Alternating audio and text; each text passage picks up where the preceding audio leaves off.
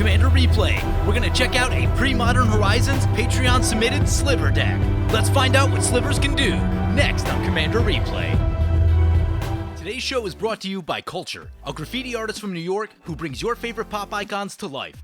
You can check out his one-of-a-kind works on his Instagram page, and if you see something you like, be sure to follow him and drop a comment. But if you see something you gotta have, or are interested in getting some custom work done, feel free to contact him directly through Instagram and be sure to mention Commander Replay for a discount. A link will be in the description below. Welcome back, everyone. Today we're playing some Sliver Overlord, and we're doing a little before and after with an older Sliver deck, and by older I mean before Modern Horizons, and a newer Sliver deck, so this will be the before game. We don't have any of the cards from Modern Horizons in this deck.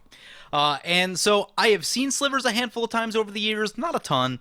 But I've never really played Slivers. I would generally be someone that's more in the anti-Sliver camp, but there's so many worse things in Slivers now, it hasn't really been on my mind, like Legendary Eldrazi are so much worse than Slivers, though there are still some nasty Slivers. Anyway, we kept a hand that looks like this. Looks like it's got some decent acceleration in it, some color fixing with Darksteel Ingot. Descendant's Path is alright. This thing can convert all of our mana, which is pretty cool. What are we doing first? We've got a Stomping Ground, we've got a Flooded Strand. I'm going to go for the Stomping Ground tapped right here, since we don't really have much else going on. Next turn we'll probably go like Ancient Tomb and either into Ingot or Descendant's Path. Actually, probably makes more sense to go Ingot first, since we won't have any creatures in play for the Descendant's Path. So today's deck list comes from a Patreon user named Sliver King. So I put out an open request to see who had Sliver decks. And given their Patreon name, I figured they would have a pretty well-informed Sliver deck. So taking a look at the deck list, this thing looks pretty nasty. They said it can turn 5, turn 6. Win a game. I did see an Armageddon in there, as well as some other nasty things. So this is a pretty powerful deck. I did tell opponents that I was playing a very powerful deck, so they have all done their best to bring something strong. Hibernation Sliver. I am not familiar with that one. Oh, it's out of the Slivers product. That's why. Pay 2 life. Return this permanent to its owner's hand. Yeah, I could see that being useful. So right here, I think we're going to go Ancient Tomb, play the Darksteel Ingot, and next turn we'll probably look to start getting some Slivers down. Taking a look at what our opponents are playing, by the way, I am joined by 3 Patreon supporters. First up, we have Champion of Thune playing Ramos Dragon Engine, and I believe they said this is a Planeswalkers deck, Super Friends deck. Those can always be trouble, though typically they are a bit slow. Getting all your Planeswalkers in your doubling season going is not, the fastest thing when you're talking about turn 5 and turn 6 decks. But once they get into the late game, it'll be an absolute headache for us to deal with that. So we want to avoid going to the late game with them. Next up, we have GVR piloting Shirei, Shizo's Caretaker. They said it's a well-tuned list. It's been a really long time since I've seen a well-tuned list like this, but I know that there are some combos, and I know that it can do some things. I assume that it'll be sort of aristocracy once they get going, but like I said, it has been a little while since I've really seen much of this commander. And then finally, we have Maru Powell playing Raff Capashen Ship's Mage. I forgot what they said they're up to exactly, but still giving all your stuff flash is really good. So they'll always be able to make super informed decisions about what to play, and that can allow them to do a lot of interesting things. So Flash, very good in Commander. We draw a mountain. What are we doing this turn? We have 3, 4, will it be up to 5 mana? Theoretically, we could go like Descendant's Path, Hibernation Sliver. Yeah, I think I like that. So we'll use the green, play the Descendant's Path, then play the Flooded Strand, crack the Flooded Strand. We're going to need some blue and some black. Oh, a lot of basics in this deck. I did not check out the mana base at all, so I'm operating completely off of whatever their mana base is. Looks like we need a blue, and then black will be the only thing that we're missing. So play the Hibernation Sliver, and we'll pass turn like that. Pretty good chance to hit with this Descendant's Path. I think there's like 46 Slivers in the deck or something ridiculous like that. Really high creature count. But for a Slivers deck, that totally makes sense. There aren't a ton of decks where I'd go north of 30, but most of the ones where you would are probably tribal decks. It's going to be your Goblins, your Elves, your Slivers, stuff like that. I guess Edgar Markov as well. Opponent did play a Doomed Dissenter last turn. When it dies, create a 2/2 black zombie creature token. We should give this guy the old read, by the way, because it's got a lot of text on it. Whenever a creature with power 1 or less is put into your graveyard from the battlefield, you may return that card to the battlefield at the beginning of the next end step if Shirei is on the battlefield. It'll be some manner of 1 power tribal, but there's a lot of things you can do with that. So Skyscanner, when it enters the battlefield, draw a card. Yep, that makes total sense if you're trying to recur things. Opponent does have an Expedition map, and they have a Cabal Stronghold, so in a couple turns from now, they'll probably be making a lot of mana if they go for either like Urborg or Cabal Coffers or things like that. Opponent's going to flash down their Raff Capashen, and I think it's going to eat this Doom Dissenter. Yep, Doom Dissenter dies. Opponent's going to get a 2/2 zombie out of the deal. Raff Capashen gonna come in our way. Yep, nothing we can do about that. So we'll take three commander damage. It's gonna bring it back to our turn. Descendant's Path will trigger. Hope to hit something right here. We hit a Quicksilver Sliver. Oh, does that put it right into play? You may cast that card without paying its mana cost. Yeah. Alright, free Sliver into play. And any player may cast Sliver spells as though they had Flash. Yeah. So I'm talking about. And we get to draw a card. Even better, Menace Sliver. Don't really want to attack into the Raff Capashen until I know we have some manner of protection in place. I don't want to get our creatures eaten by stuff, so we'll probably go into the Ramos right here. So 2 into the Ramos. What are we doing? Are we going for this Cascading Cataracts? We can actually pay for the Cascading Cataracts and get our commander down at the end step. Yeah, so I think we're going to play the Cascading Cataracts and then pass like that, try to go for the Sliver Overlord. With any Sliver deck, the thing you always want to watch out for is a board wipe, so always got to be real careful about those. But we do have some protection with this Hibernation Sliver. Coalition Relic coming down. Here comes Lightning Greaves. Here comes a Solemn Simulacrum at the previous end step for Raff Capashen, so right before the start of their turn. And that's why we didn't attack into them at all. Here comes a Jace Beleren, sure. Opponent says, yay, party. Oh, not partying, rude. Opponent's got a party Jace and not partying. So Sliver King, the deck's creator, did inform me that there's an infinite combo with Basalt Sliver, or as I call it, the Basil Sliver. You pay 2, create one of these, and get, what, 3 mana, I think? Or I think, maybe you need training. Yeah, I think you need training grounds also. So at the end step, we're going to try our commander right here. Use this Cascading Cataracts, pay 5. Sliver Overlord into play. We do have a Double Strike Sliver. Double Strike is pretty good. Uh-oh. Opponent's got a path for our commander. How badly do we want that land? Oh, yeah. A lot of interesting options right here. We could pay 2 to return this to our hand, or we could try getting a land. Maybe I don't know. Maybe I don't care that much about the land. We're trying to recast our Sliver for 5 is, you know, not the cheapest thing ever. Interesting that opponent let us untap with it. I think I'm going to search for a Sliver card. Try to use all the colorless mana right here. I think I'm going to get a Mana Sliver. Let's get the old Gemhide Sliver. Oh, I forgot to return it. I forgot to do the return thing. Whoops. Yep, totally forgot to do the thing right there. But we will get a land out of it, so not the worst thing that's ever happened. Let's get a swamp. Don't seem to have any of those. Now, if it was a swords, that'd be a different story. The life gain is not usually very relevant. And we've got a lifelink Sliver. Yeah. Play the lifelink Sliver. And we draw a land per turn. Let's play a land. Yeah, I think we just play this thing now because we can still return everything to our hand. So I feel okay kind of, you know, going in on the Slivers right here, even though they have Flash. No, that one doesn't have... maybe we wait. We're not really talking about that much... Yeah, we're not talking about like a very significant amount of damage by doing that, since all of our Slivers are still very small. So I think we'll just send one over to the Ramos again, simply because they don't have any blockers. Then at the end step, we'll try to flash some of these smaller Slivers down. I should point out, by the way, I am certainly not an expert pilot. More of a first day on the job pilot with this Sliver deck. So for the experienced Sliver players out there, I'm sure you'll be seeing suboptimal lines of play from me.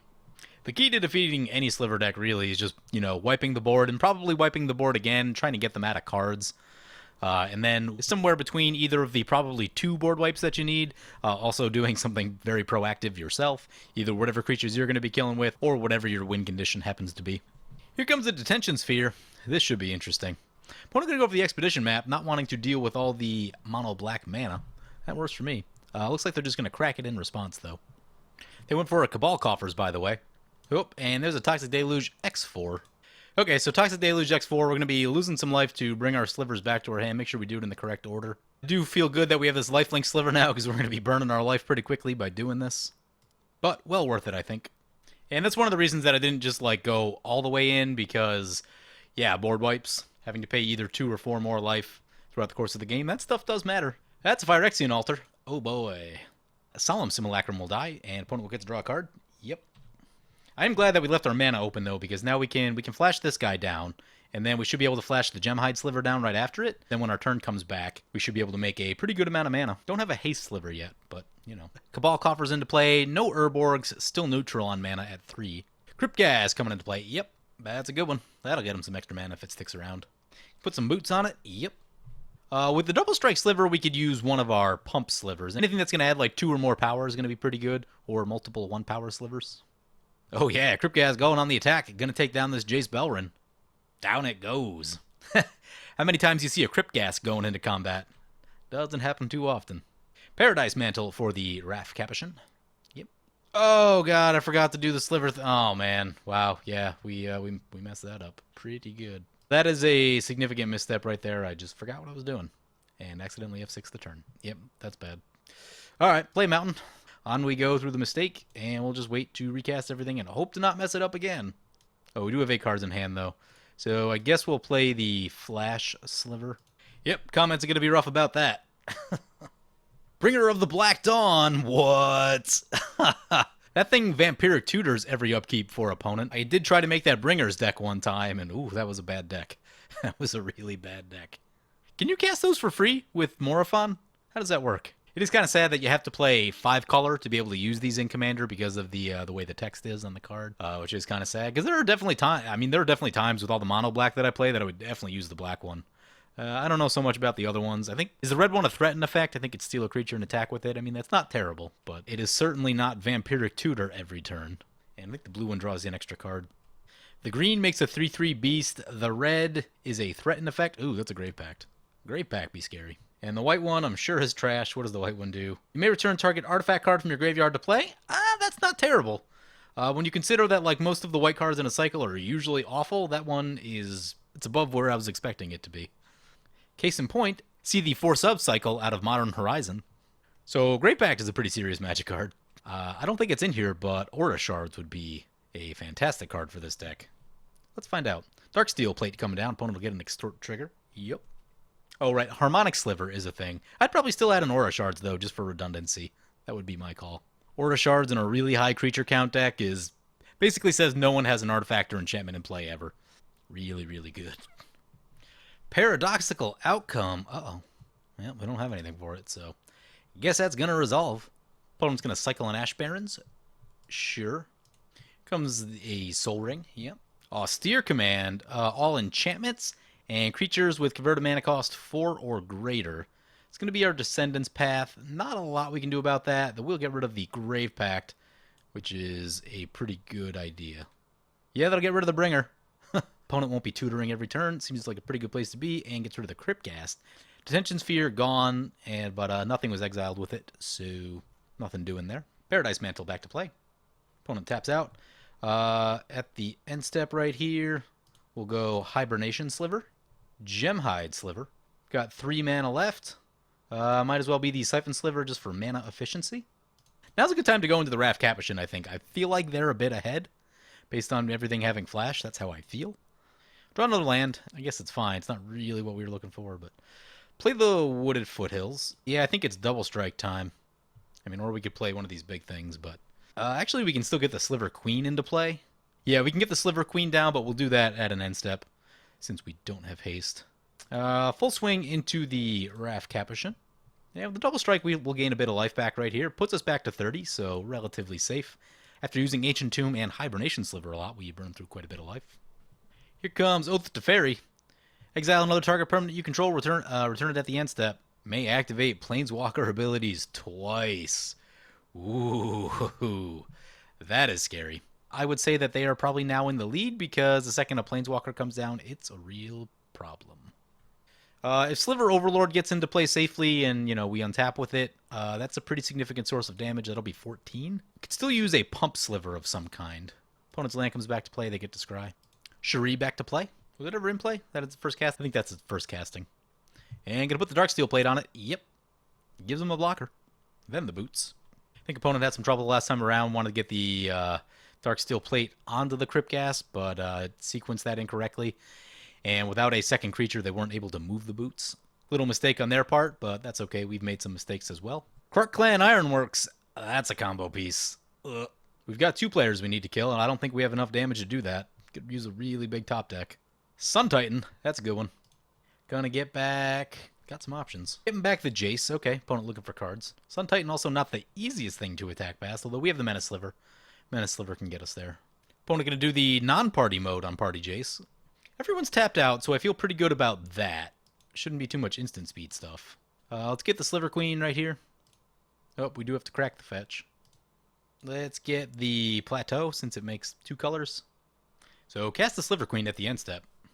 We draw a land, not super helpful. Do we play the Sliver Overlord? So yeah, we could go, that'd be 7 to get into play, then 3, and then we could get a Sliver that might help our cause a little bit more right here. Let us activate this thing. And what are we looking for? Sliver Legion, maybe? We have Double Strike. Yeah, Sliver Legion is pretty much the ultimate Anthem effect.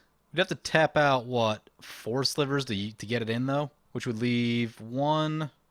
That would leave us 3 attacking Slivers. That would be a 7/7, a 2/2, and... alright. Yeah, I think that's a little too expensive right now. Stormcaster Sliver is not the worst thing I've ever seen, but... this would give them Regenerate and +1/+1. This is a really nice... That's a really cheap +1/+1. Might Sliver is 5. It's pretty expensive. Magma Sliver is not the worst. Based on our current board state, I think we're going to go for this Predatory Sliver.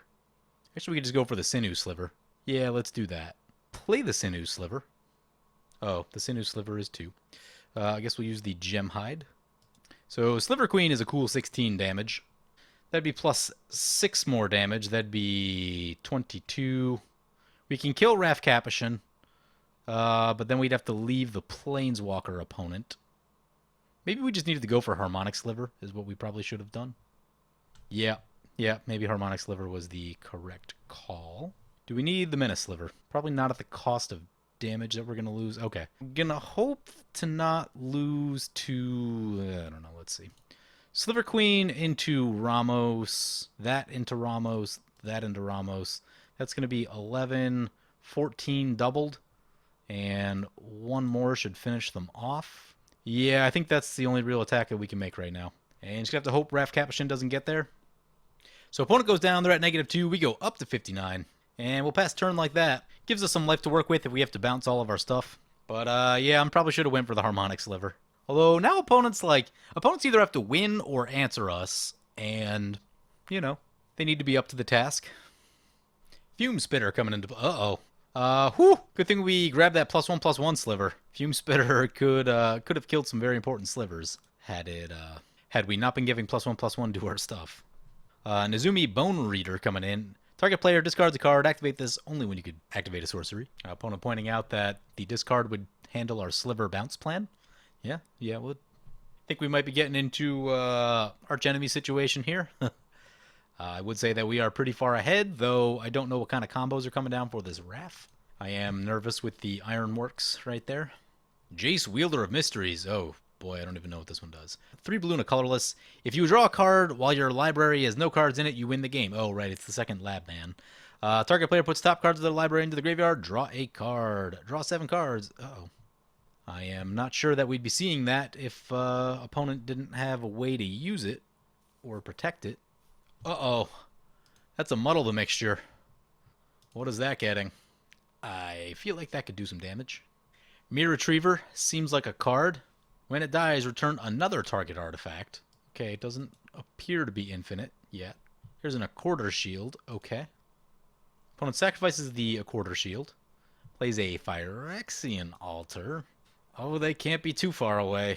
Opponent going to go on the attack with the Sun Titan into the Shirei opponent. That is because they do not have a big enough blocker to kill the Sun Titan. And they're going to get back the Paradise Mantle. Okay. But all of this means I think we're going to get an opportunity. Opponent's going to block with a Fume Spitter. Opponent's going to sacrifice a Fume Spitter, put a minus counter on our Sinew Sliver. Mirror Retriever gets sacrificed. It'll come back to play. It's bringing back the Solemn Simulacrum. Opponent is really close. Solemn Simulacrum back in. Opponent gets a land. Sacrifices the Solemn Simulacrum, gets 2 colorless mana. Cycles a farmland. Okay. At the end step, Shirei will return the Fume Spitter. I used to use this card on my Dark Ascension Zombies standard deck. It's actually a pretty solid 1-drop. Could shoot birds and things like that were pretty relevant.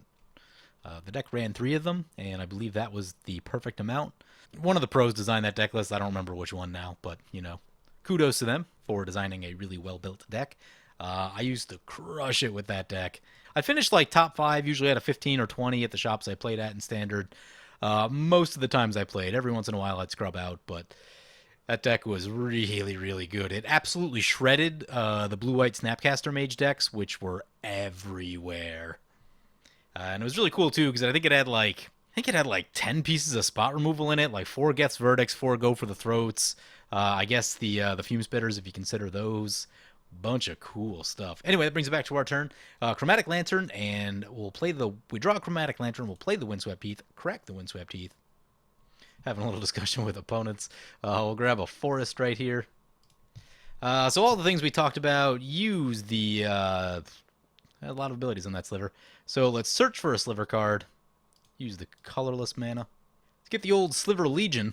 Play the old Sliver Legion. Opponent going to shoot our Sinus Sliver one last time. Yep. Seems fair.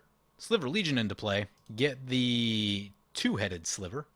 Makes blocking almost impossible for our opponents, given their current board states. And our creatures are huge. Go on the big attack. Make sure I actually sent enough. Have had issues with that in the past. Send this one over there just to be sure. Hope there's no last-minute settle the wreckage. Oh, opponent's going to double block the big one. Oh, that might be a problem. They might survive. Oh, I think they're going to survive. I forgot about the blocks. Forgot about the blocks. They do indeed survive. Raff Capashen goes down. They survive at 8. Well, they're going to get one more crack at it. Whoops. Whoops, whoops, whoops. We do go up to 194, so that's pretty cool. Opponent would need something truly infinite to be able to kill us from that much life in terms of combos. I feel like this deck needs an Aetherflux Reservoir. I don't know how often you get the Lifelink Sliver, but I mean, it shouldn't be too hard to stay above 50 if you do, right? That's a Yawgmoth's Will. What does opponent have? They do have a Grave Pact. That could slow us down a little. Grave Pact into play. Yep. Gonna sacrifice something. Yep. Shoots the two-headed Sliver. For some reason, Grave Pact didn't trigger right there. Whenever creature you control dies, each other. Someone pointed out I could have bounced the Sinus Sliver and recast it. Yeah. Yeah, that probably would have helped. Anyway, we end up getting there. Yep, Slivers. Pretty good deck. Certainly could have piloted that one better. Probably shaved a turn or two off of off the time it took us to win the game right there.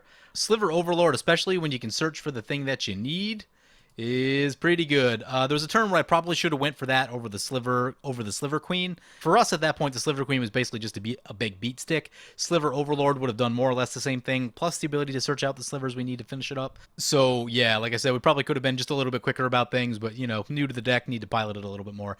Anyway, thank you to Sliver King for providing me with this deck list. And like I said, this was just to get a look at slivers of where they were before all the Modern Horizons stuff, so I just wanted to get a feel on it. And stay tuned for the video after this one, where we'll check out slivers after Modern Horizon and see what kind of wackiness we can get into there. I will announce right here that I will not be playing the food chain with the first sliver, so some of you may get a little bit of a sad face for that, but I am not personally a food chain type of player.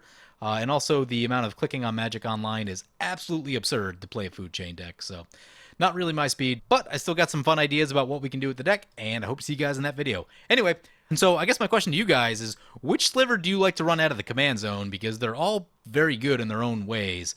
If it were up to me, I would probably go with either Sliver Legion or Sliver Hivelord. I like the Indestructible because it takes away the board wipe, and I like just having a really big anthem to close the game out quickly when you need it. Those are the ones that I personally like, but I know that Sliver Overlord brings a level of consistency to things. But yeah, which one do you guys like? Anyway, hope you guys enjoyed this video. As always, feel free to comment, like, or subscribe. Thank you for watching. I want to thank my awesome Patreon supporters. You guys are awesome. If you want to help support the channel and vote on which decks I play next, or if you're just looking to get some high-quality games of Magic Online, feel free to check out my Patreon at the link below. And for those in the area, I will be at Magic Fest Dallas this coming weekend, so if you want to get some games in, feel free to hit me up on Twitter at Commander Replay.